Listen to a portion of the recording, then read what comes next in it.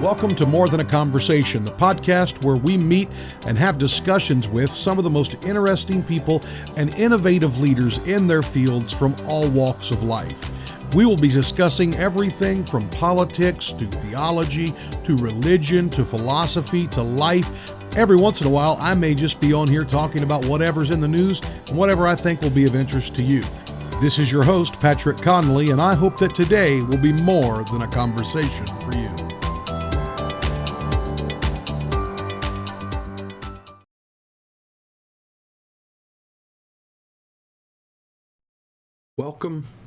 Welcome everybody to a special episode of More Than a Conversation.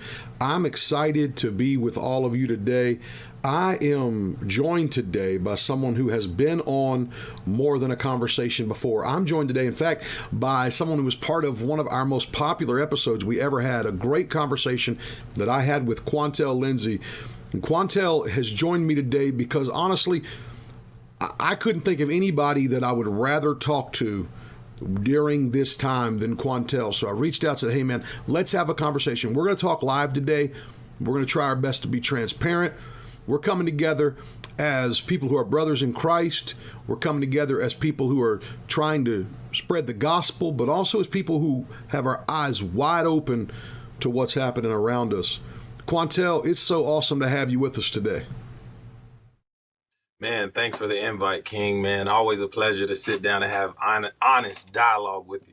So before we went live, I told you then, I was like, man, I didn't want to talk before we went live so we could just talk. So how you doing, man? How are you doing? Man, bro, like I told you, man, I'm good, best as I could be. I'm angry and trying to be angry and sin not, and really trying to learn how to continue to stay alive in brown skin, to be 100% honest and transparent with you. And man, it's, I don't even know where to begin just saying that we're starting that conversation at that point, but it is the conversation that's going on. The world around us right now is just, man, it's gone crazy. And so as all this stuff is happening, it seems like, we can go back to the events that are going on and so on and so forth. You have already told your story, and I would encourage people to go back and listen to your story. But you also talked about, when telling your story, you talked about things like personal responsibility. But the problem is personal responsibility cuts both ways. And now we're in this world where there's hatred and there's division and there's influence and there's mess everywhere. When you turn on the news today, or maybe you're like me and you're avoiding the news, but just generally, just from the 30,000 flyover view, what are you feeling today? What are your thoughts about where things are? I recently got invited to collaborate on a song called Split the Sky. And I said, and I started in the verse, before the smartphone, nobody really believed us. And when I turn on the news, because of these phones now, America can see what life has been like from my seat the whole time. America can really see, my brothers in the faith, people from different cultures and nationalities can see our everyday struggle, what we have to deal with every day. It's a sad thing, but this isn't new to us. It's new to the world. It's right here on the front street. It's in your front yard. You can't avoid it. Your kids are seeing it. It's happening now. But the sad reality is this has been life for the African-American man in America since we've been here. So I feel angry. You feel helpless. You feel hopeless. And you try your best to sin not. You try your best to figure out a way to get boots on the ground and still love. I'm still called to love. I'm still called to be a light in a midst of darkness. I still got to try my best to hold on to my faith, believe in this Bible, remember and recite scriptures while telling my son how to deal with a cop if you're being pulled over, how to preach Jesus to him and tell him God loves you and he died for you. But if you get pulled over by a cop, to tell them you're not a thug, that because of the pigment in your skin, somebody may hate you. So I'm wrestling with the emotion. I'm wrestling with emotion. I'm trying not to move in fear, and I'm trying to let faith rise. I'm trying not to be angry, but I am angry. I'm hurt. I'm upset. And right now, I wish I could jump on here and have a message of hope and say it's gonna be all right. But as history repeats itself, man, and as we see, it's like, is it going to be all right? When is enough enough? When will we stop being pulled over, put on trial, convicted, and executed in the street? When? And for somebody who's been all the way to the White House to talk about prison reform, you're not somebody who's just talking about this you are a guy who has been asked this question at the highest level. And you're also a person who I know has dealt with things in a multicultural way in so many areas, man. But you bring up this idea of being pulled out of a car, being put on trial, being executed, being convicted in the moment. And I think that is something that a lot of people don't hear. And I'm hoping people that are watching this and listening later on when this is in audio form will get what it is that's being said. Because Yes, sir. although that's not 100% of what always happens, that seems to be absolutely the trend and the general feeling of a large segment of our society. Yes, sir. So what are you, in those moments, how do we communicate that, hey man, this thing it's terrible, but we understand that we're talking about a systematic way of doing things, not necessarily every individual that's in the system? Is there a way to even Yes, do sir. that? And okay, I'm gonna agree with you on a couple points you said. Not 100% because I am African American and I have been pulled over. So I can't say 100%. So out of respect to not to lump everybody in, I can't say 100%. Every time we're pulled over, we're tried, convicted, and executed. We're gonna try our best to be fair here. So I'm with you. It's not 100%. Probably a close 93, but not 100. And when you say out of respect for George Floyd and his family, I won't say the idea of being pulled over, tried, and convicted. I'll say the reality for most. Man, give me your question again, because I lost your question. Give me your question, 'cause I want to make sure I answer that. Well, I guess my question is there a way, and maybe, man, we're talking too, and that's the thing. Like, I know we're trying to do good production and we want everybody to be involved in this conversation. We want people to drop comments, and so there's a reason we're live right now. But you know what? Let's drop all the pretense. Like, Come on. I don't know that people get. I don't think most people that look like me get the reality of the high percentage of the way things happen. And straight up, if you're watching or listening right now, don't stop listening right now. But if you don't think that Quantel and I, a lot of the time, now he says a strong 93, and I can't speak to that because I'm not there. I'm not him. That's the other thing I think we've got to learn, and I'm trying to learn. That's one reason I want to talk to you, Quantel, is I want to know, Yes, sir. man, what am I allowed to speak to? Because you'd let me speak to anything. But what do I, as a Christian, what should I speak to, and when should I shut my mouth to understand that there's things that I don't get. There's things that I'm not dealing with. And I think most of the people watching right now, though, they probably really don't know that you have a different reality. And I think a lot of people maybe do, but they're afraid to admit it. But at the end of the day, we can't fix anything until we admit what's actually going on. And if anybody thinks that if there's a blind test and there's 100 stops or 100 encounters in many situations, but in this case, we're talking about obviously law enforcement, and I appreciate government, and government is the hand of the Lord. But if anybody thinks that Quantel and I are getting the same interaction, you're wilding out, man. You're losing. It's just not. It's not the facts. Hey, King, and I'll give you a story. I had this conversation 20 minutes before you and I jumped on, maybe a little later. But I'll tell you a story. When I first became a youth pastor, I came on staff at a church, and we were setting up an event for our young people.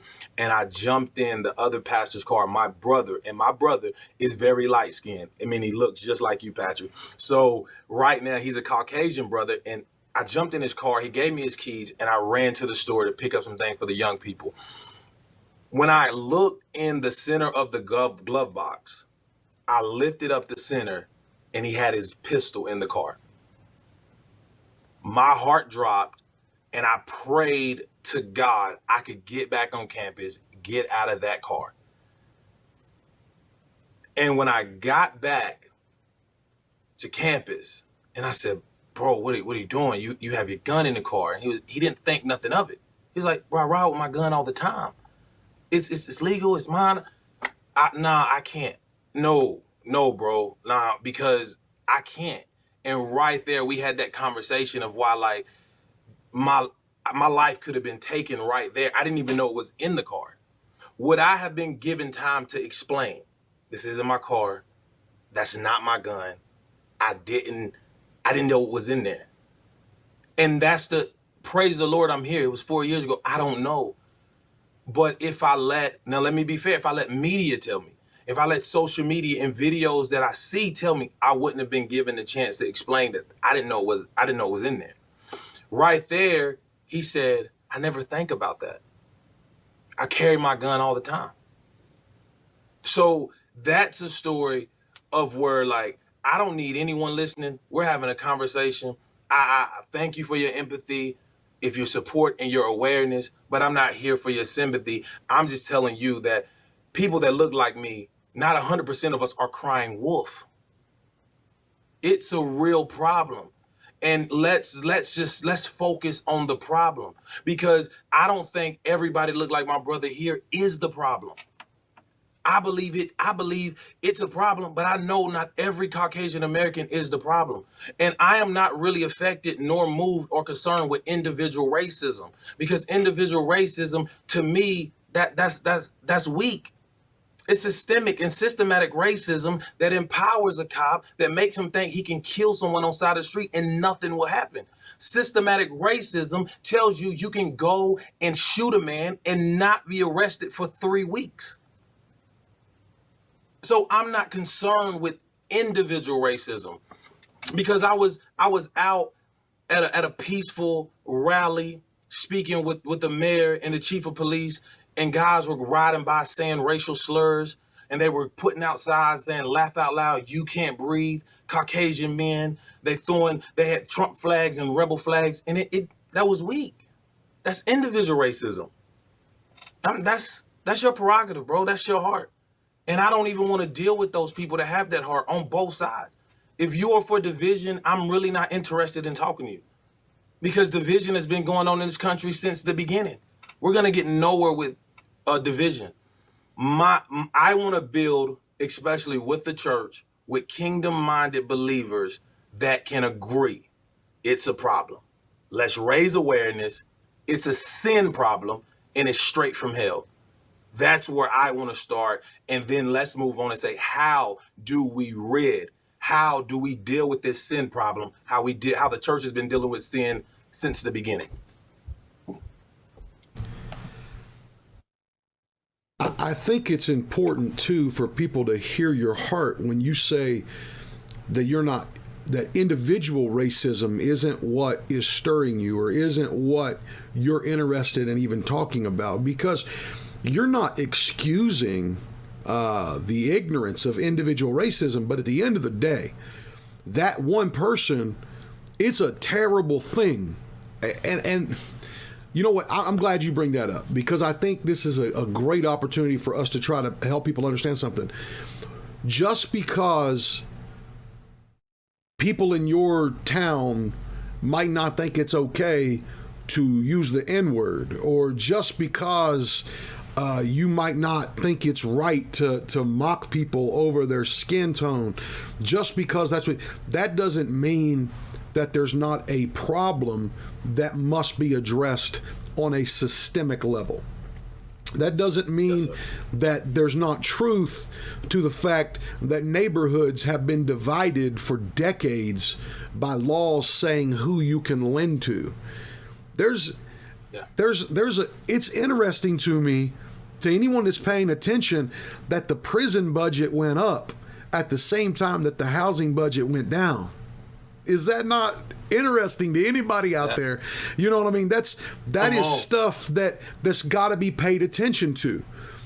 We also have to understand that the book of Habakkuk tells us, Habakkuk says that any nation, a city that's built on blood, is going to wind up in destruction. And we are a place that is absolutely built upon a flawed foundation. And so right now, first of all, we have to understand and realize that we are absolutely dealing with reaping what we've sown. And this idea of, I mean, at the end of the day, no, I can sit here and pull I never owned a slave. Quantel never was a slave. Those are irrelevant things. Those are ignorant ways to excuse ourselves from a conversation that must be had. There is a system. There are people, there's a system that it feels like that there can be no breaking free from, that there can be these are chains that you can't run from. These are chains that you can't break off. These are chains that are not going to be emancipated without a real conversation. And for me, that's the whole point of us talking today. I just want people to have the conversation. I just want the reality that this stuff actually exists. So when you talk about systemic racism, what do you mean? I mean, when you look at different communities, when you look at one side of the community and it's up to do, it's brilliant. School system, prison pipeline, the school system's different. Ghettos from suburban and urban areas is totally different. Funding for certain programs, YMCA over here, Boys and Girls Club over here, they look totally different. And you begin to see, when I grew up and I began to make a living, I understood and I saw like my neighborhood looked totally different. Now, why everybody of brown and black skin, did they want to live over here? Did they want to work these jobs? Statistically say we're the last hired, first fired. You look at all those things and you begin to see like I've run into so many individual successful entrepreneurs. And where I come from, all African Americans do is mainly work in factories. So you begin to say, why is this? Why is it like this? Government officials never really tend to look like me. I've never stood in front of an African-American judge. I've never seen an African-American mayor. And that's not to say that they may didn't want to run, but where I come from, most people look like me are convicted felons on trumped up charges. So you start to begin and you say, man, is this the consequences of individuals, or is this a system of oppression that's what put on people back in Jim Crow? And that's why I really want to have a conversation, because what I don't want to do is sit here and act like my community is monolithic and I speak for everyone and that I have all the answers. That's what I don't want to sit there. I have all the answers, but it just looked like more of us die in the streets and go to prison. And I'm asking myself, is this the actions of individuals? Are we all just making bad choices? And let's be honest, some of us are. But it's where from the education to the streets. It's like I heard a guy say they kill you in the classroom before you're killed in the streets. And I want to know, like, when it comes to systematic racism, is there a such thing, or do you believe, Patrick, that I'm just pulling that out the wind? And I wish I could buckle down and give you an answer and identify it, but I just see where no other race of people are being treated like this when pulled over. Not now, I'm not saying no other people. I'm saying we don't see it. We don't see it. And I don't feel that we are wanting to blame. The people I'm talking to in the streets, in the community, they just want to live. Can I just get pulled over and go home? Can I get a ticket? Can I just raise my family? So when I look at systematic racism, I just look and say, man, for every church that I see that's led mostly by African American pastor, my house is bigger than.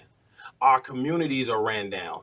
Everything just looks like the bottom of the bottom where people like me come from. And educate me. Is that just the actions of an individual? Or was that systematically put in place for that to be our reality?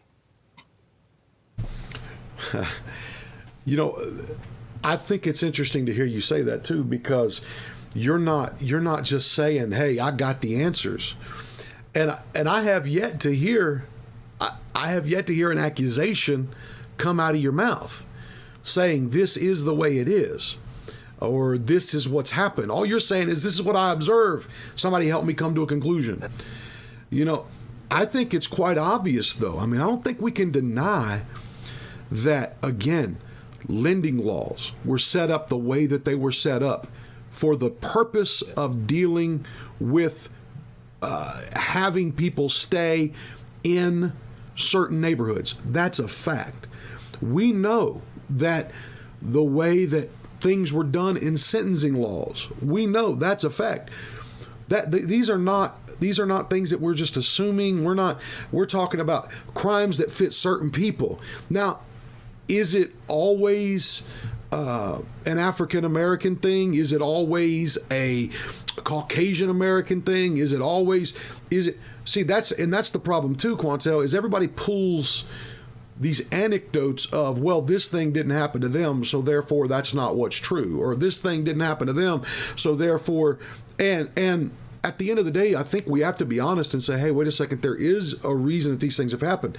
And so now we're in this situation where people for decades have been forced into situations that are difficult situations that then creates a lack of ability to, pull yourself up by your bootstraps. Yeah, I get that. And I believe in hard work and I believe in those things. But it's a little harder to help your kid with your homework when you're pulling 12s and 14s because the generational wealth is not there, because the all that stuff goes into this. And so now we've not just created a division of color, but we've created a division where we have people locked into a place that we're saying, hey, well, you can't point to this thing or you can't point to that thing, and therefore there's nothing racist here. For example, the latest thing to happen with the murder in Minneapolis, when that happened, people are coming out and saying, well, we don't know that particular police officer was racist. Well, if that's your answer, then you don't get it, because it's not about whether that guy was racist or not. It's about whether or not there is a feeling that a people can be killed with impunity, with indifference, yes. and about the fact, I mean, I can't imagine, and maybe this is not just a racial thing, but also just a government thing and careful wielding of that power, because I can't imagine you having me in the street kneeling on me until I died, and then it being, 4 days and a city having to be burned before you get arrested. That it doesn't seem to be, doesn't make sense to me. Yeah, and that's what I've been having this conversation just all week, ever since it's been happening. I told you I've been speaking with different people, and a lot of people say, well, why don't we see this outrage when it's black on black crime, when a black man kills another black man, this or that, and I tell people, because more than not, there's a conviction, they're arrested. Now let's be honest, my listeners, That's why, guys. No, it's like, you don't do this when he kills him, because he got arrested 30 minutes later and convicted and went to trial with a public defender and probably never coming home until they burn something. I don't condone nobody stealing, looting, hurting innocent people. But they feel like I have to burn down a building and destroy my community, our community, before you stare at the video and see a crime. Let's be real. I'm gonna ask you, let's be real. If the tables were turned, do you think it would have took 4 days? And the thing is, don't feel guilty if you say it wouldn't have, because I think we could move forward when we identify. Like I said again, I didn't come here to say I have the answers. I came over here to talk with a friend and a brother and who I consider to be an ally. Yeah, we have a problem, and it's sin. Yes. Yeah, and one of the things that got said a lot was, well, recently there was the shooting of the Australian lady by the police officer, and I guess he was a Muslim police officer, a black Muslim police officer. He shot this lady, and people are like, well, where was the riot then? Well, I mean, number one, there was no riot because people believed in the system. And I'm not excusing rioting, but the reason people are out protesting like they are is they do feel like they're unheard. They do feel like nobody is listening to them.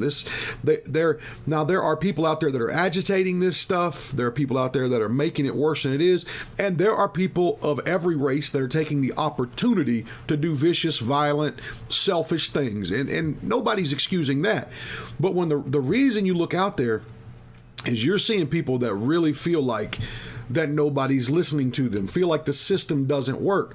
When you grow up in neighborhoods that tell you don't call the police, because at the end of the day, if you call the police because your neighbor just did something, the police might come over and then write you a ticket for your dead tag that's on your car sitting on the street at the same time that they're dealing with this thing or whatever.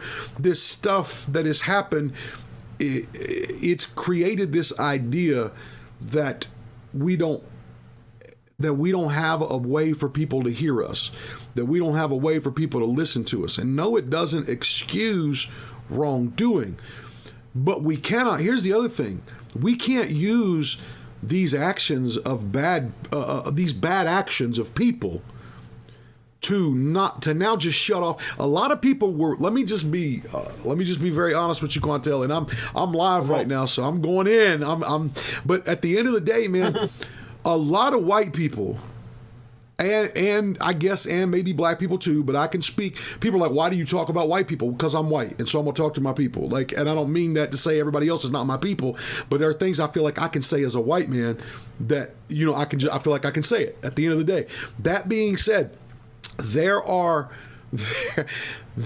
white folks and people of other nationalities and people that didn't agree that there was anything done wrong for whatever reason, that were just waiting for riots to happen so they could stop having the conversation.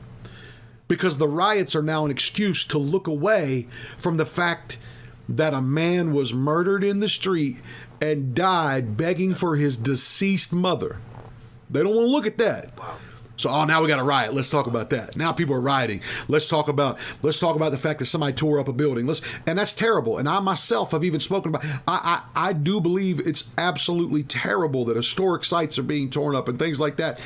At the end of the day, I think there's people out there that are acting completely foolish and wrong and just not thinking about what they're doing.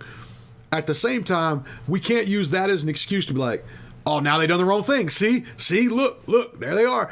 That's why. Look what the police are having to deal with. That's why. And so that excuses everything that we know is happening out there suddenly. How frustrating is that to you, this cycle that we go in? When we focus on the riot and we shift from murder to a riot, and it's like, but they're rioting, but they're this, and we don't even slow down and say, well, why are they even here? How did we get here? And when we don't get justice, I said this to a group of people, we're always told, man, we got to forgive and we got to love and Jesus loves everybody and just forgive. I'm preaching that. I'm preaching that we display the character of God by forgiveness, and we dig deep in our hearts and forgive, because that's what we're called to do as believers. But God is a God of forgiveness. He is. And we need to dig deep in our hearts and muster up the strength to forgive. But he's also, Pastor, a God of justice. We have to display justice in this country. And what happens when you're so hurt and you see them rioting and they're frustrated and they're like, why can't a crime just be committed and you make an arrest and justice works for us? It works for all people. Why do we have to burn down something? Why do I have to stand in the street? Why do I have to endanger it? Why do we have to turn our city upside down for justice to do its job? For the criminal system, for the DA, the prosecutor, to protect all of us? How come when somebody from a different culture can kill somebody that look like me, they can tell you what happened and you take their word for face value? Why do I need a camera? Because before the smartphone, nobody believed those people. Nobody believed people like us. And let me stop. And I hate to lump everybody in it. I hate to lump everybody in it, because two of my childhood friends grew up in the same neighborhood, was in a single home, was on welfare and government assistance, and they were Caucasian American. And I love those brothers to this day. And I preach that. I know everybody is not being mistreated. Everybody is not racist, but it is something hovering over. Something hovering over that's making people feel they can treat other people less than human. And I want to reach out to the church, men and women of God, and say, help me figure out, how do I tackle this situation? Because all I'm trying to do is live, honor God, love my wife, and raise my kids, and pursue happiness and get the American dream. I want no problem and no issues with anybody. And how? I don't want to riot. I was at a protest all day yesterday. Hey, calm down. Let's speak. Let's be organized. If you guys want to peacefully protest, go. But let's not burn down the city. Let's not fight hate with hate.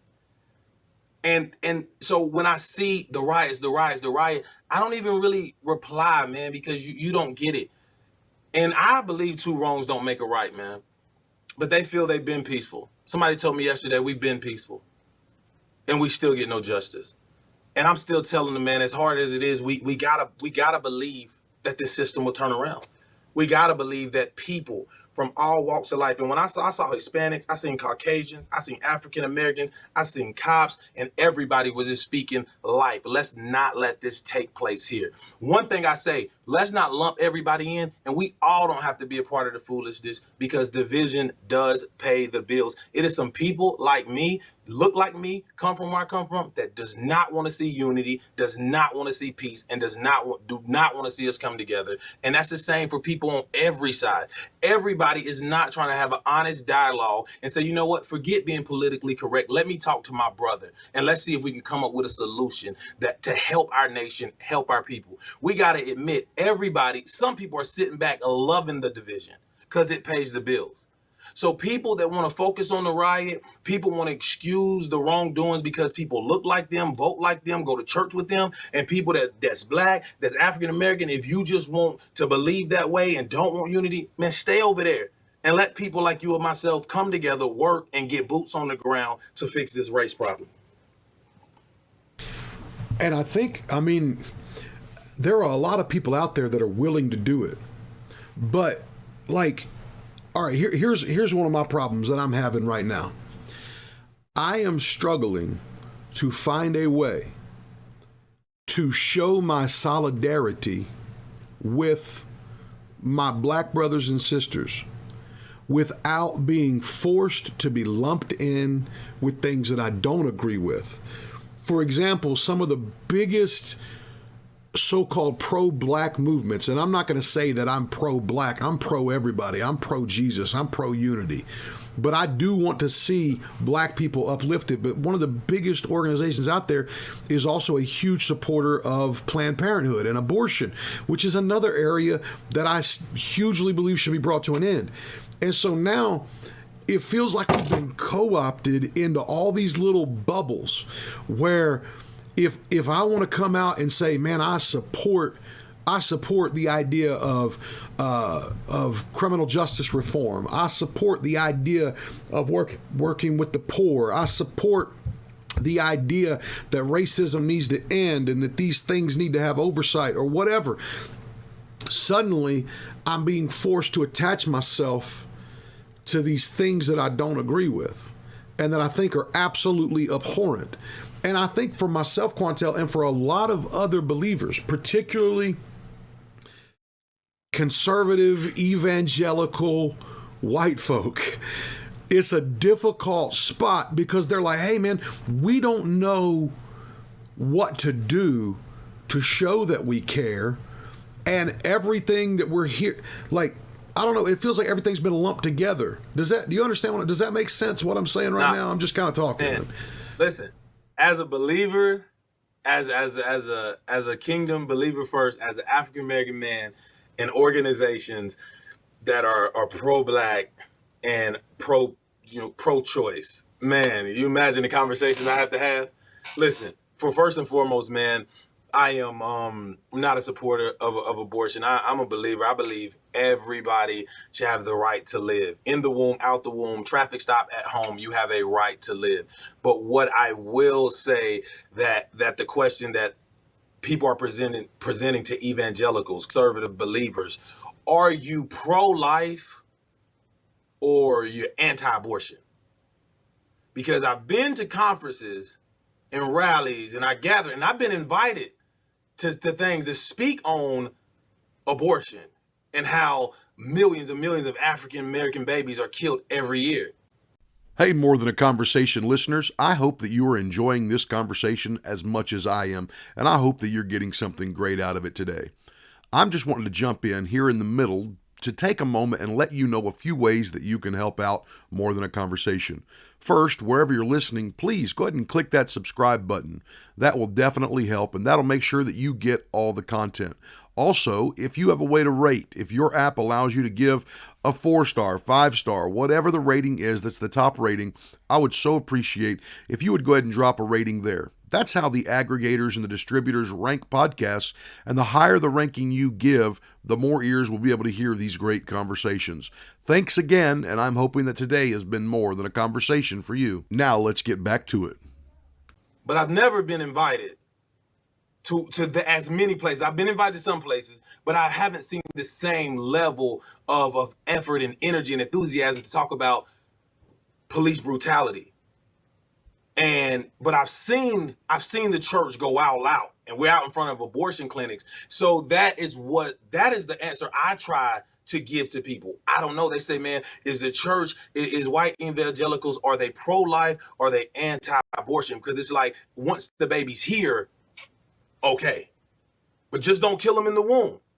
But as long as they're 26, 46 and on side the road, we won't march. We don't have a voice then. And I will say this, man, I am grateful to you, and I'm grateful to brothers of different cultures and different races, because they've been speaking out. They've been calling my phone. I'm trying my best to not lump everybody in. Exactly what you're saying, man. It is hard. How do I support this? How do I be pro this? And can we begin to pick and choose what we support? Because I don't support everything. I am not going to do that. Just because you look like me, I'm not going to support you.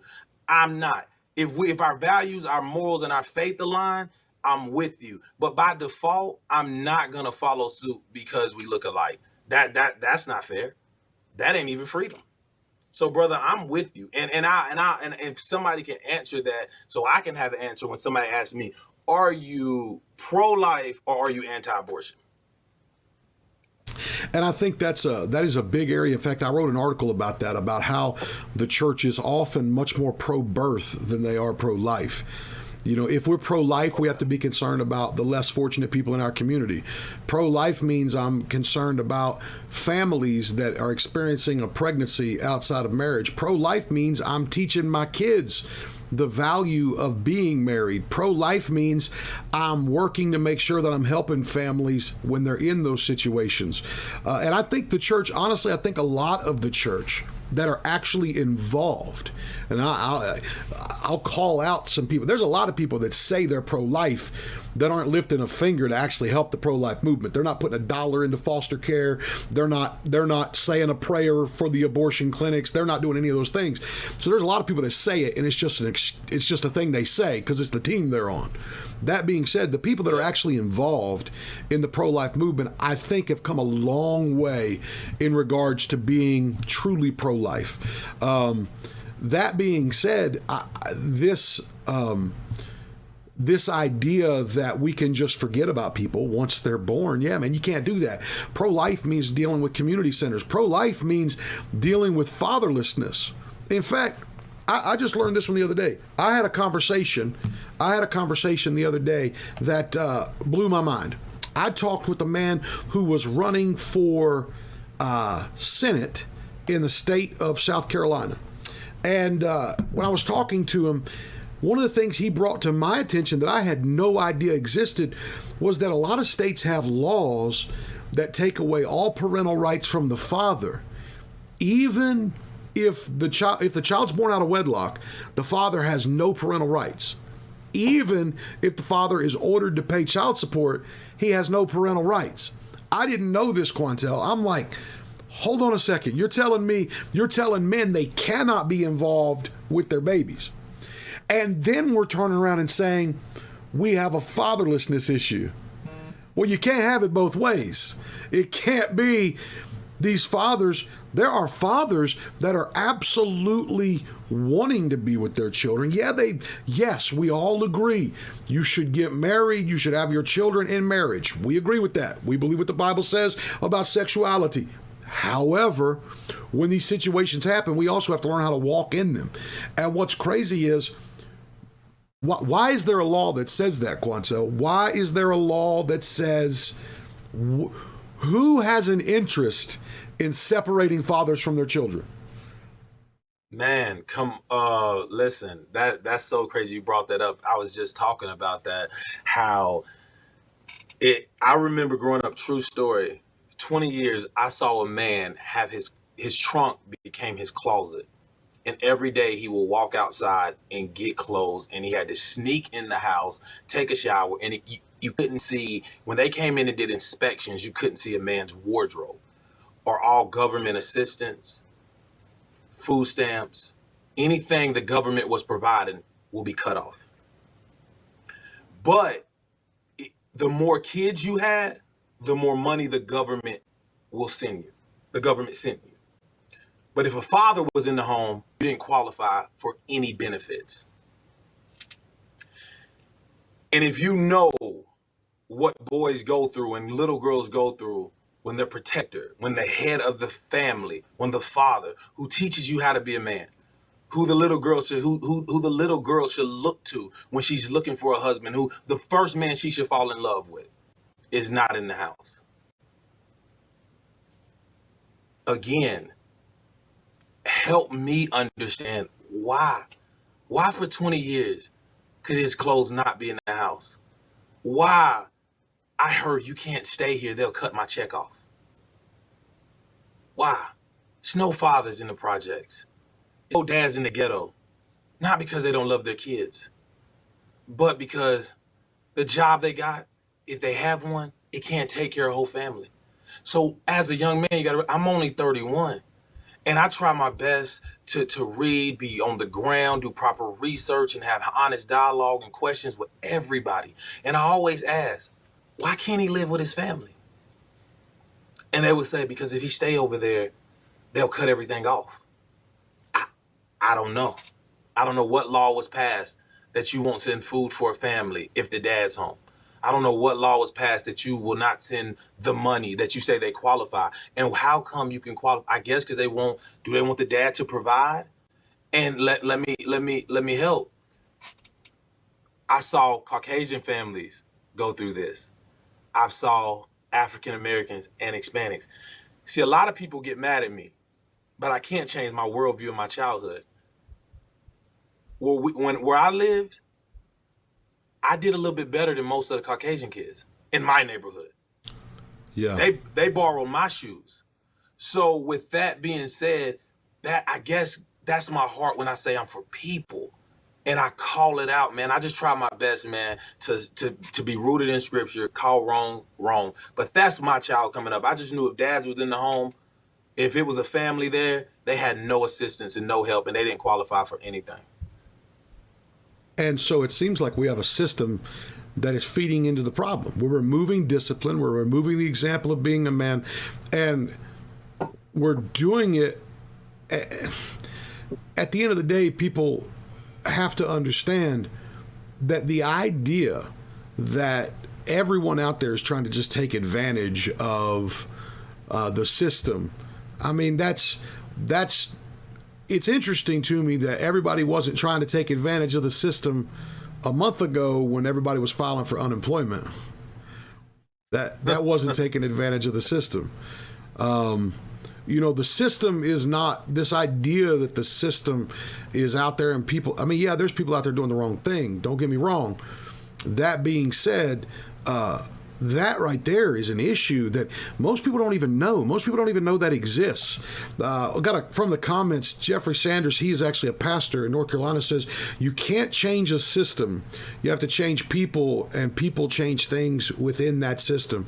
And certainly there's truth to that. I think that's what we're trying to do here. You have a comment. Would you like to reply to that, Quantel? Yeah, I agree. I agree that we have to get people. You change people and people change things within the system. We have to get in that system.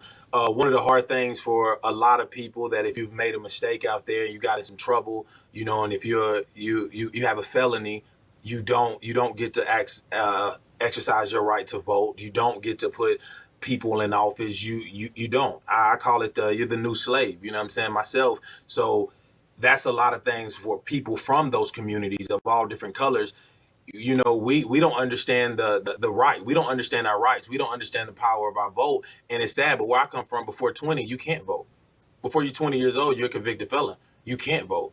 And we're in these courtrooms. We don't understand laws. First time offenders getting convicted and sent out, and you're like, man, they just said sign here and I can go home, and you don't know what you just done. You don't know what you just done. And then you realize I don't get to say, you know what? That DA, man, seems off. He's convicting people on marijuana charges, giving time. He's hard on people. Well, you know what we're going to do? We're going to rally and we can vote him out. We don't have to throw nothing. But when you don't have a vote, what do you do? Yeah, that's a hard one to answer, man. And that goes back to the idea that, again, it's a systemic issue, and we can go back to the individual decisions and say, oh, well, people need to make better decisions. But at the end of the day, there is a system that is just running people through. And, hey, sign here, take this plea. There's something that's got to be done, but most people don't understand, for example, the concept of, well, we'll talk about it in a second, actually. Let's go to another comment, another one from Pastor Sanders. He says that issue in removing the father is a plantation system. And you want to speak to that, Quantel? It was called buck breaking. It was called buck breaking. You go in, you marginalize.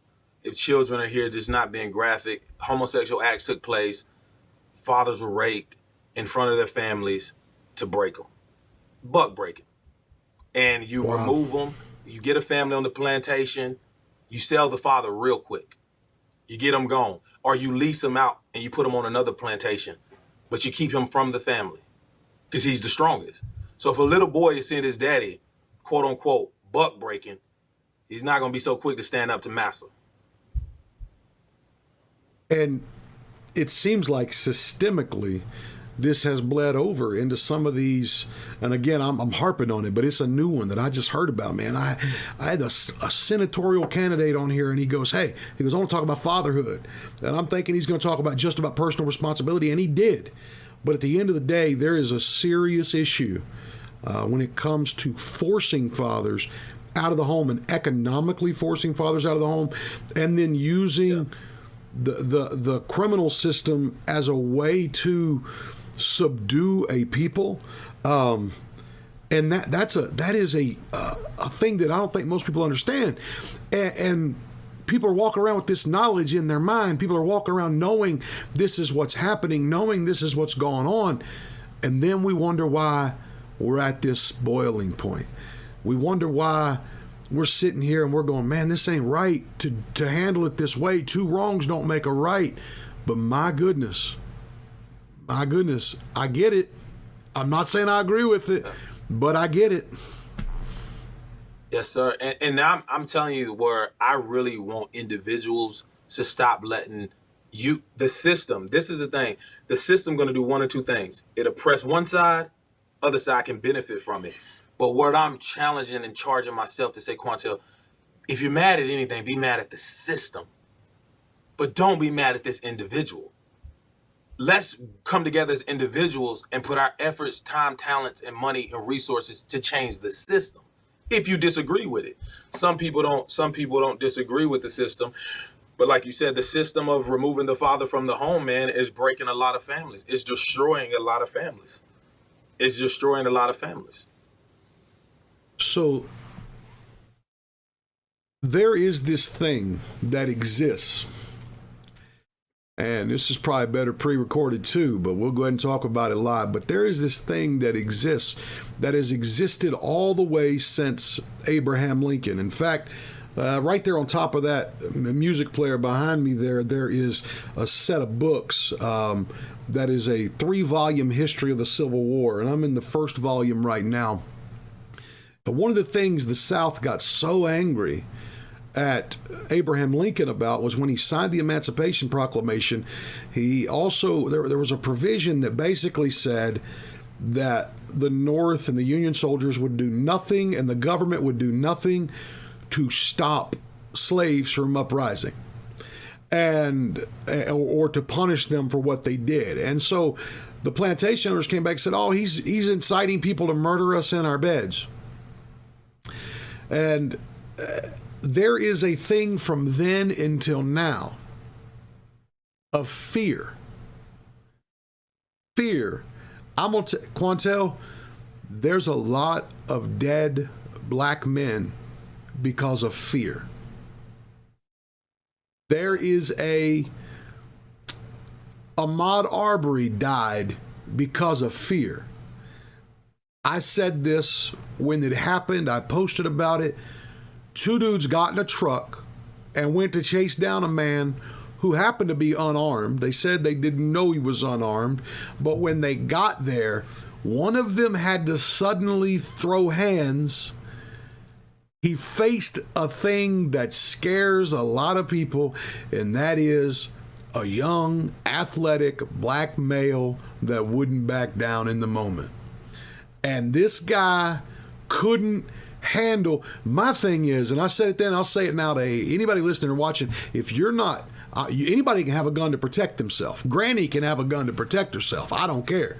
But if you're going looking for fights, if you ain't man enough to do it with your hands, don't carry a gun while you're looking for it.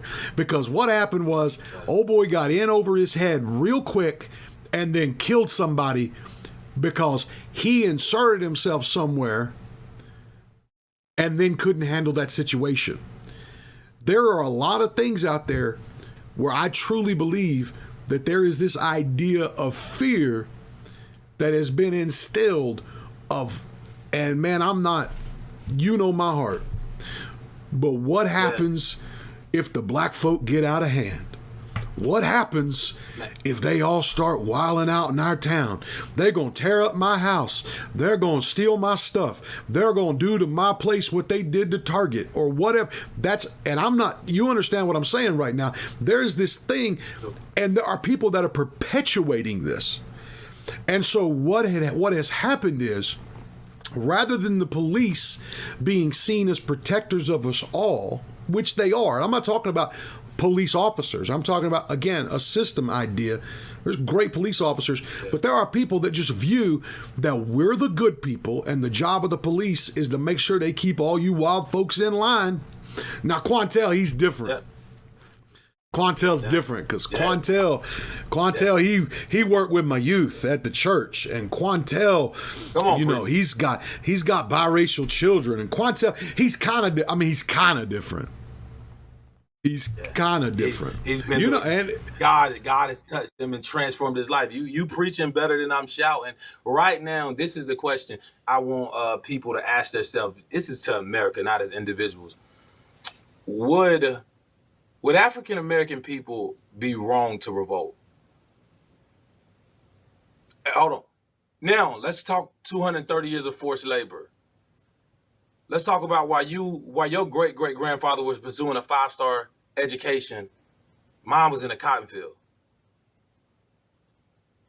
Sorry if I ain't as smart as you.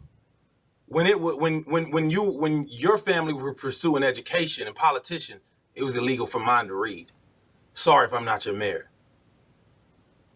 When your grandmother was being a young girl having fun and playing, more times than not, mine was being raped.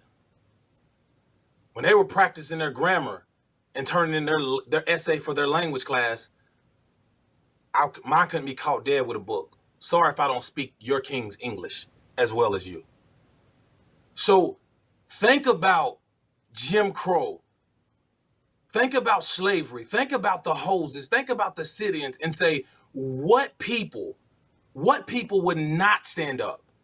At this point, a target, after almost 400 years of oppression, and all we want to do is live and be able to get pulled over and go home? Keep your reparation, keep everything. Deal with the original sin. How am I the villain? How do you fear people that look like me? Please, somebody help me. How do you, and I say this, we didn't come and take the natives' land. We didn't go to a continent, steal and buy other people and bring them back and use forced slavery. Open up your history books. You scared of me? Come on, man. I would be scared of me. I would be scared that a people would say enough is enough. I would be scared. And I will make sure the system worked. You scared of me? You scared of people? I ain't broke up civilizations. Nobody looked like me in this country. Come on, let's say it. Yes, the ghettos is real. Gangs is real. These gangs are real. And people look like me gang bang and kill every day. That is a fact. I ain't making no excuse for it. But let me help you with something. They got to fix Chicago. They got to fix issues with gang violence, and that stuff is out of control, and I don't condone it, and it's sin, and it's self-hatred, and it's still hatred, and God's heart breaks for it. And I told you earlier, the reason why we don't see chaos, because somebody is arrested, and it's not, that's just it. I believe it's a form of justice. And I know, like I said again, you scared of me? You scared of people of color? For what? For what? For what?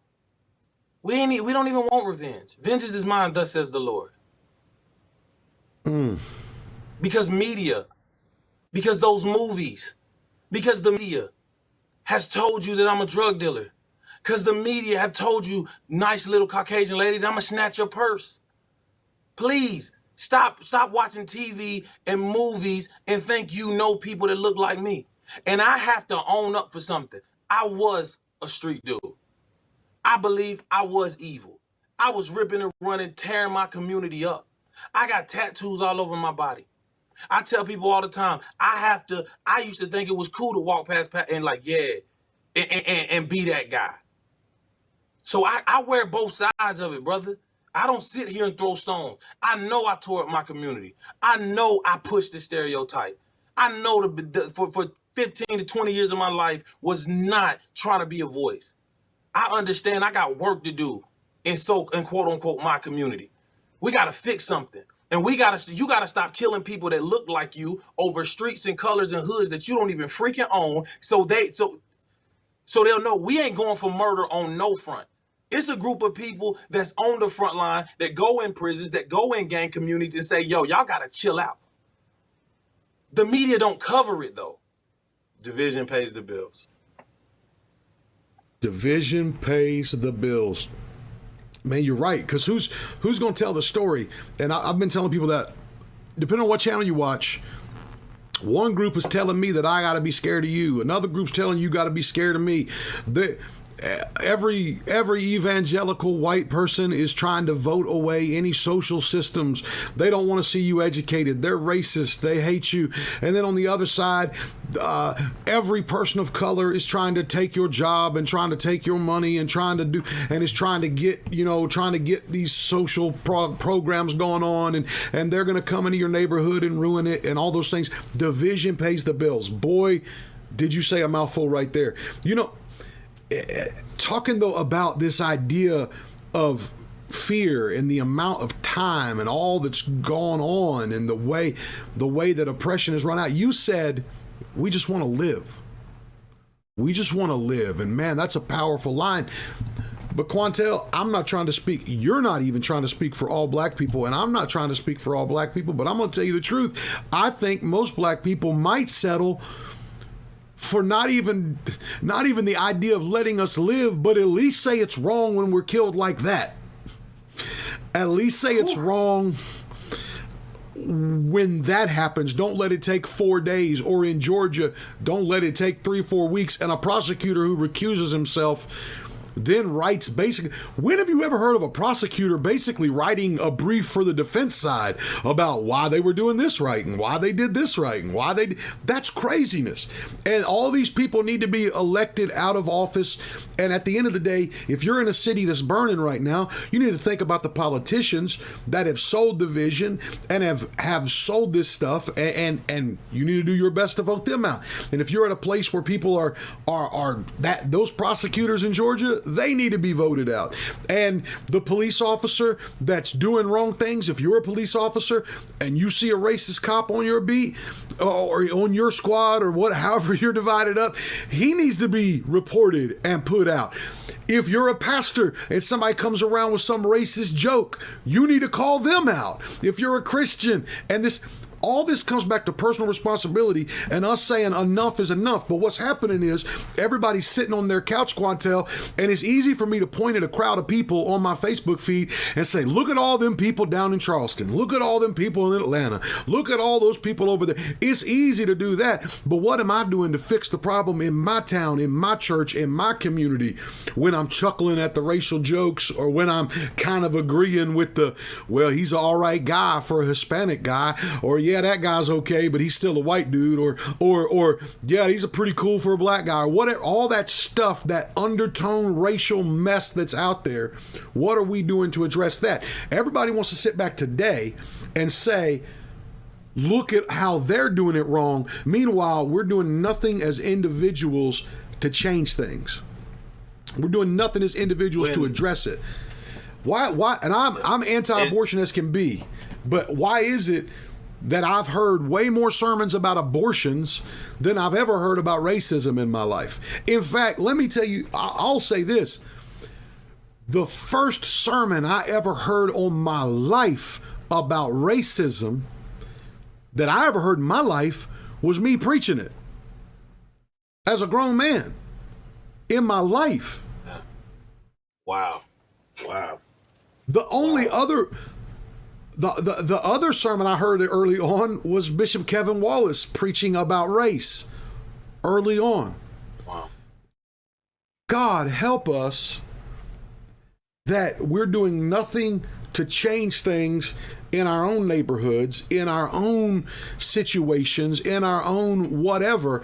At the end of the day, yeah, the people that are throwing bricks are responsible, and the cops that's killing somebody wrong is responsible. But every person that's chuckling over a joke that ends with the N-word, you're responsible too. You are the reason America's burning. You are the reason people are dying in the street, because racism is cute. But it's just like anything else. When you let that beast grow, eventually it destroys you. So everybody out there that's paying attention right now, listen up. The jokes can't go on.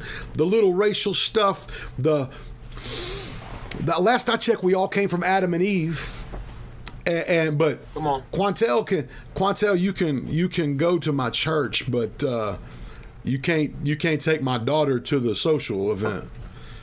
That can't happen. Nah. Because but it's 2020, and so we like to pretend we're beyond this stuff, and yeah, we are beyond it. But here's the thing. Let me just call this out too. Let me call this out. See, I got the beauty of I came up in a very diverse neighborhood, but I grew up in white church. All right? So my first ever physical altercation in my life was a fist fight over somebody calling my best friend Kawan a name because he was black. But I also got this thing, and that's the thing. Y'all can't play this game. And Quantel, I'm gonna talk right now because we're talking. But I'm tired of people playing the game. I'm tired of people playing this game like this stuff doesn't exist. See, I've got this thing. I get to go undercover because I got this white skin. So for years, I've got to hear the jokes, and I've got to hear the well butts, and I've got to hear all the stuff. I told my wife the other day, I said, I'm done with it. I said, I have kept there was a time when I would, just not really pay attention, or I'd kind of just let it go, or I kind of whatever.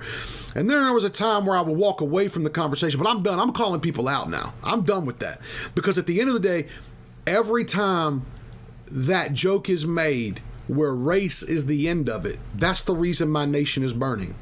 That's the reason the black moms in my church are scared about what's going to happen to their baby when he's no longer a cute little black kid that looks neat because he's exotic for some crazy reason to people, who looks cute because he's not like our kids because he's got cute hair. All right, let's just be real. Let's talk about it. We might as well. Yeah, when he goes from that to being a threat, when he goes from that to being somebody that now I don't want, when he goes from that to where he can't play cops and robbers without getting shot or without getting the cops called on him, or when he goes from being the guy in the park in New York City who's like a great guy, great citizen, community leader, and all of a sudden the woman looked at him and said, I'm gonna tell them an African-American man is assaulting me. She knew that his blackness was a detriment. And that woman she knew. And people, and don't blame it on a political party, because that woman identified herself as a liberal. So we can't do that. Yeah.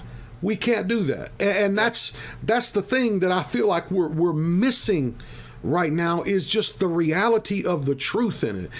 And every one of us, I never owned a slave. In fact, my family, most of them migrated here after slavery was over. But at the end of the day, I'm responsible. Yeah. Just piggyback what you just said. We have to be fair in this. Not every Caucasian family owned a slave, because that was big business. Sure. You had to have money. So that wasn't like everybody had 100, 300 Africans on their plantation. And when I started to build and do a little, it's like, nah, not everybody, because it was a big business. It was a real big business. So I could believe that, and I could believe that certain families didn't own slaves because they were struggling and poor and trying to make ends meet as well. Man, I was having an okay day, but this dollar just blessed my life. Praise the Lord, brother. Praise the Lord. And another thing too, we have to always look, be open-minded to understand this. I gave this story to a brother yesterday when he was lumping all Caucasians in together. I said, well, brother, I'm definitely not the smartest man in the world or sharpest knife in the drawer, but help me understand how a slave from Macon, Georgia, who more than likely can't read, get all the way to Canada without a dime or ally. Can't happen. It can't happen. People don't have Yeah. resources to fly to New York right now. How can someone get to Canada and Pennsylvania into a place where they will be free without an ally? The Underground Railroad was an organization that had to be funded. We didn't have homes, we didn't have horses, and we didn't have money, and most of us could not read. So you have this, what we do, again, division pays the bill. They don't tell you that it was Christian kingdom people, believers, Caucasian descendants of Europeans said, you can't own people. This is wrong. And they were aware, and they began to take action by funding, plotting, and they were breaking the law. They were breaking the law to stand on what they believed. And that's why I tell people, man, when you sit around and you say things like, why are they rioting? You missed it. When somebody say Black Lives Matter, you say no, all lives matter, you missed it. It's like when Jesus rose up Lazarus, it's like you stood, well, Jesus, what about my uncle? What? Jesus, my granny just passed. You missed it. You missed it. And a lot of us are missing it. A lot of us are missing it, brother. And I just want to make sure we don't lump everybody in, and we have fair, honest dialogue. And people can be blessed by it, and the church can do what it was supposed to do, man. Let's run the devil out of business. Absolutely, man. And you know, we talk about like the educational thing. In a town near here, I'll leave the town. I'll leave the town nameless, but I actually worked in this town, and I met a man who was a professor of history, and he told me something. And in fact, in this town, okay, just to lay the ground roots for, in this town, there were a lot of black folk that had this last name, right? This particular last name. For the sake of it all, we'll say Conley, since that's my last name. There was a lot of Conleys in this town, right? Well, there was one group that would come in, and it was like, and I was in a business that we sold people. We sold items to people, and we did a lot of dealing with people's credit and so on and so forth. And when people would come in, there would be one group who would have, with this last name, they either had great credit, business stuff going on, entrepreneurs, managers at places, all this stuff, executives, or they'd be the complete opposite end of the spectrum. And it was crazy because this one last name, you just didn't know what you were going to get. And there were so many of them, but it was always these two extremes. And so this guy, he brought it up to me. Obviously, I'm not going to bring it up to him. This fact, it was just a random thing. And we started talking about the history of the area and whatever. And he brings it up, and he brings up this last name. He says, you know, this family, he said, they used to be a huge slave-owning family in this region. And I was like, really? And he was like, yeah. He goes, in fact, he said, and we'll use the name Conley. He said, in fact, there's a group of people now, he said, that have been carried out. And he said, we call them the no-talk Conleys, and whatever the last name is, you got me. He said, then there's another guy. I said, what's the difference? He said, well, the no-talk group, he said, even now, and he says, even now, this professor, he said, you'll meet these people, and like their speech will be different. They won't have as good of proper English. Their families hasn't gone on as forward. And I guess he had done a lot of study on this, but what happened was, way back in the day, one group of people, all these people, their last name had come from the owner of the plantation.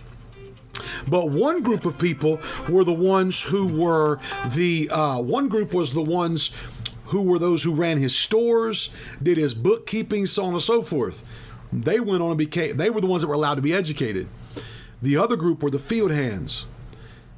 And so to this day, what are we, almost 200 years later? 160 years later? To this day. But you think about it in generations, it's not that long, 160 years. But to this day, people are affected by that. And there are a group of people that literally don't have proper English, don't have good credit, don't have the good jobs, so on and so forth. You can't tell me. That day right there did so much to show me the power of systemic issues. And I'm going to tell you the truth, I didn't always believe it, man. I didn't always believe it. I was definitely a person who was very much, I was definitely a person who was very much, everybody's personally accountable and you pull yourself up and so on and so forth. But man, the more I've actually gotten involved, the more I'm seeing, there are barriers out there that are huge, huge. Man, it's so real, Pastor. You know, we all say, man, pull yourself up by your bootstraps. I always reply back, well, what if you don't have boots? Some of us don't even Yeah. have boots, man. Some of us don't even have boots. That's what I'm telling you, man. Some of us we don't even have boots to run the race. And I'm a guy right now, man. Everything I have today, man, and everything in every home, it was been by the sweat of my brow. For one, because for one or two reasons, I always told myself as a kid, I didn't want nothing from the government.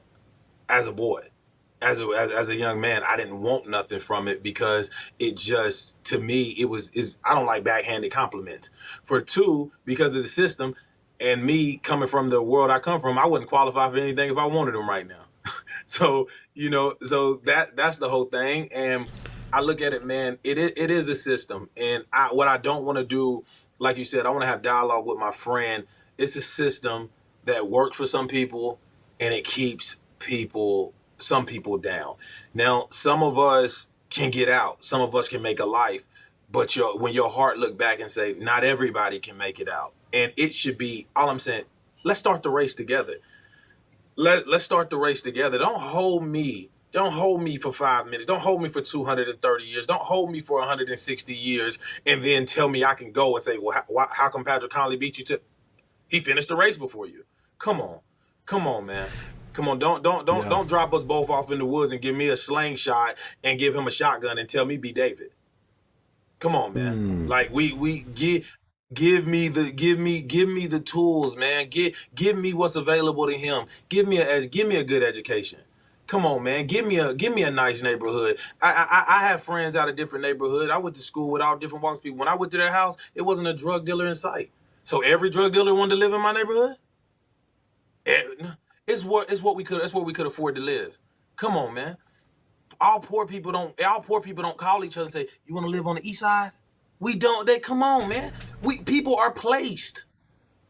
Yes. Research redlining. People are placed. It's no suburb without a ghetto.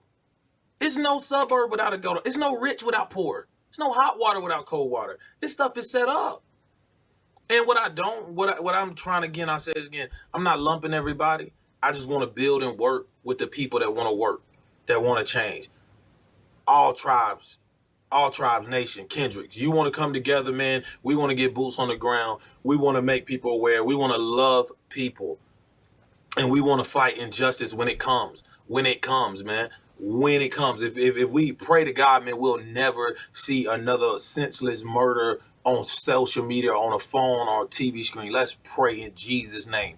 But man, the if it's a Caucasian being murdered, Hispanic, African, Puerto Rican, Chinese, man, we got to have the same energy. We do. The only problem is, I don't know why we don't see it when it happened to other people. And that's when we need to hold our media accountable, and we need to realize division pays the bills. And I'm just praying that a conviction and justice will come, not because it'll give a healing and a peace to the family, but it'll be for our nation. I pray it never happen again. That's my heart. But I just wonder if the devil pokes his head out and it happens again, if you would just make an arrest within 45 minutes, an hour, arrest them until you figure out, interrogate them. But when you let them tell you what happened and say, okay, and they get to go home, you knock us back to the plantation. No accountability. A man could walk out of his field and kill his property and sit on the porch and have sweet tea and didn't have to answer for nobody. That's how I feel when you say it. Justice, just do your job. And if justice would do his job, people on the ground wouldn't have to fight and have these conversations so much. There's not been, and thank God again, thank God for all the good police officers that are out there that have stood up, man. There wasn't anybody in America. This is the thing when we talk about it being systemic.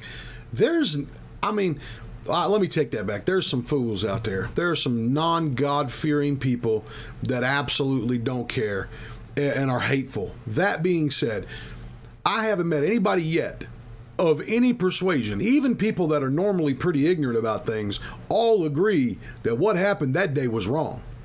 I mean, there's nobody that disagrees with that. Me too. Me too. And thousands of police officers have come out and spoken against that. I'm with you 100%. I think what we just saw would have been different had there been some politicians that had come out, had there been a prosecutor that came out and said, this is absolutely unacceptable. How come? Why is it that you or I could go, and maybe more likely you, could go be suspected of something, and almost every city or place, and I don't know that Minneapolis has it, but I'm assuming they do, have what they call a hold, where they take someone and they hold them while they're investigating, while they're figuring, there's X amount of hours that they're allowed to hold them. But I can't imagine me standing up off of I mean, honestly, there's something else there when it comes to it being a systemic problem, because had I done that to you, I'd have probably been arrested on the spot. And I get that we need to allow things to run through their system, but at the end of the day, there's nobody there, nobody anywhere in their right mind that thinks that's right. That should have been handled much quicker, and that probably, again, we're not at all saying that was right. Any of the writing was right, but I don't have to think something's right to say I understand it. If somebody, I don't think it's right if somebody cusses you, they cuss you out one side and down the other. I don't think it's right for you to punch them in the mouth. As a Christian, I don't think that's right. However, I understand it. I get why you did. And that's what I think is happening here, is I don't have to think it's right to understand what's going on. A lot of that could have been avoided. A lot of it, I truly believe, could have been avoided. Again, that's not excusing it. And honestly, at this point, if you're so ignorant that you think we're excusing it, then just don't listen no more. It's fine. There's a lot of other stuff out there to watch and listen to. If that's where you are, we can't solve anything together because you're so entrenched that that's just not going to happen. But what do we do now, man? Go ahead. Go ahead. No, go ahead. You were about to say something. What do we do? My daughter, 14. She came. She said, "Daddy, I get why they're hurt." She's like, "But why do they do that to Target?" I said, I don't support it, Punky, but I understand. Hurt people. And they when they get attention and when they protest and when they burn stuff down, then an arrest is made. And they just, no one hears them until they break things. No one hears them. It's like, why do they have to come out in droves? Why they gotta burn stuff for you to do your job? It's just one of those things, man. Let justice take place, man. We can say what we want, but let him have his day in court. And don't say we have a process and we have a system when your cops are not. George Floyd didn't get a process. He didn't get a due process. So if we can. Then we don't want to hear due process over here when we're not given due process.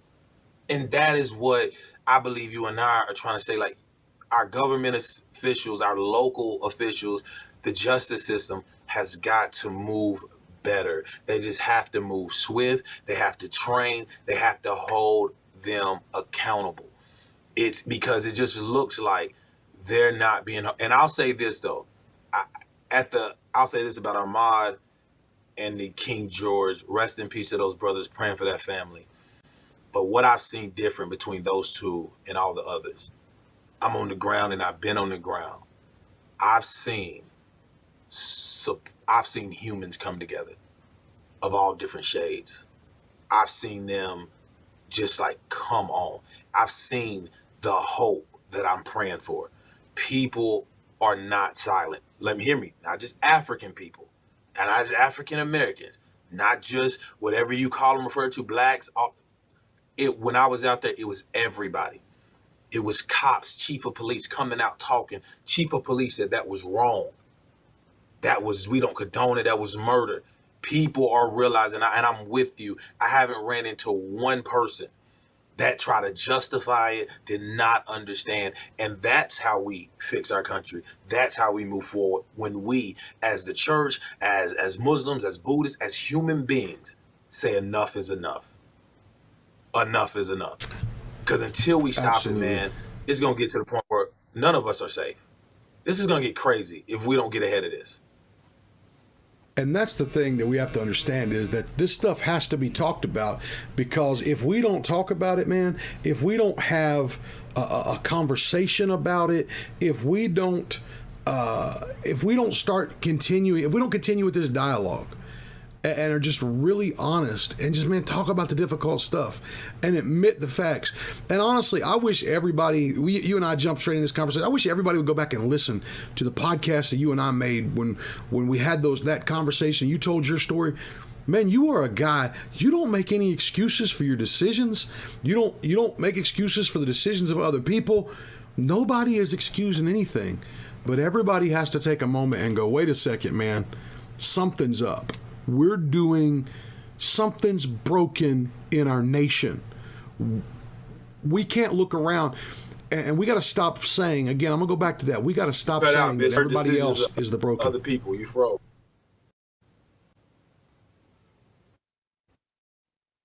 We've got to make sure that we are. You froze, Bishop. I'm froze. I think we froze. I think you're back now. We had a little technical difficulty. Okay. I think you're back. You there? Yeah. There we go. I heard. There we go.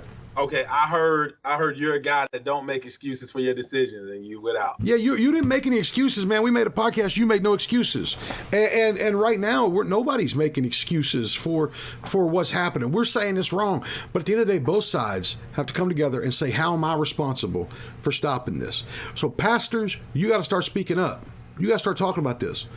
People of every side, man, we have to start, and we literally have to do this thing.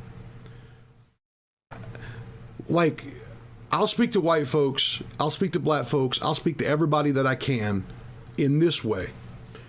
We have to stop saying we love groups of people, but not being able to love individuals within that group in the moment, or saying we love the idea of unity without being sold to that. Because I can't be like, oh, I believe in it, but then carry those things or allow those things to go on. So when somebody says something racist around you, speak up. When you see a wrong, speak up. When a politician steps out of line, vote them out. When something like this happens, don't allow yourself to get caught up in the division and the stuff that's being sold to us. Don't let that happen. Recognize that you are a force where you are. Quantel, what advice do you have for us as we walk forward, man? Just, there's people watching. I feel like this was a cathartic conversation. We got to talk about a lot of stuff, man. Every time you and I talk, we plan for like an hour and it just goes. And it goes, right. Bro. It goes, man. Yeah, you're my family, man. The thing is, bro, you said it, man. Listen, I'm not a guy that's making any excuses or blaming anyone for the decisions and the lifestyle I used to live. I take full responsibility for being a knucklehead. With that being said, man, if you know my family, my kids are all mixed up like gumbo. I don't talk diversity. I live it. I do. We just got to move forward in love. Please don't lump me with everybody, and I'll try my best not to do the same for you. Let's stare at this problem. Let's not get distracted with media. Let's focus on, let's not that side, liberal, conservative. Let's not bring that in. The church, I'm speaking to the church and people that just believe that you shouldn't murder people. Let's just honor people. Let's love everybody, and let's just stand for what's right. Like I tell people all the time, man, I'm a ride for the African American community. Thank you, bro. Praise the Lord. But if you don't even ride for the community, can you just rebel against sin? That's it. Because when you're just rebelling against sin, we don't have division. And that's for the church. So let's move forward, man. Let's not lump every Caucasian American in with the police officer from Minneapolis. Let's not lump every African American with what the media portrays us as in stereotypes. It's people that look like me that are some great people. It's people that look like me that are some bad people. It's people that look like you are great and bad. It's across the table. We have a system. We have a system that's messed up, that's broken, and we need to tear it down. It's fixed for certain people, but it's broken for us. But the only way out, Pastor, and I truly believe this with everything in me, when we say, just because you look like them doesn't make you them. Across the board. Amen. Across the board. Amen. Amen. Quantel, man, it was an awesome conversation with you today. Let me ask you this. Is there a way people that want to follow you? I know you got music that's out. I know you got projects you're working on. I know you got some community stuff you're looking to do. If people want to follow you and keep up with you, where can they do that at? I'm Quantel Lindsey on every platform. I'm only on Facebook, Twitter, and Instagram. Appreciate the comments as well. Glad you guys enjoyed. But I'm Quantel Lindsey. That's it. You can follow me right there. Connect. Shoot me a message, man. I want to build. I believe it's been my calling since I first came into the kingdom to build a bridge of racial unity and reconciliation throughout the body in the kingdom, man. I hate division. So if you want to work, I love doing community work. I love building. I do got music. I'm Quantel on music platforms, the only one. I'm for the kingdom. I'm about the kingdom, and I'm ready to see God release a strong fire and revival in our nation. At the end of the day, guys, it's not a black, white, this is a sin problem. And we've been called to crush sin. So let's link up. Amen. Quantel, thank you so much for joining us today. Guys, thank you for watching. This is going to be coming out in audio form. This is what I need you to do, though. I need you to click share. The more people that see this message, the better off we'll be. Click share. Share this on your page and go over to the Facebook page for More Than a Conversation. Give us a like and a follow there. Give us a 5-star rating. And wherever you get your podcasts at, give us a 5-star rating there as well. That just helps get this information in front of more people. Once again, Quantel, thank you so much for joining us. Love you, bro. Everybody, I hope today has been more than a conversation for you.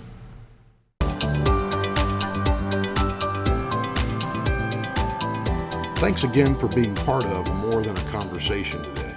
If you'd like more content like this, check out my blog at www.pastorconley.com. That's PastorConley.com. Again, that's PastorConley.com.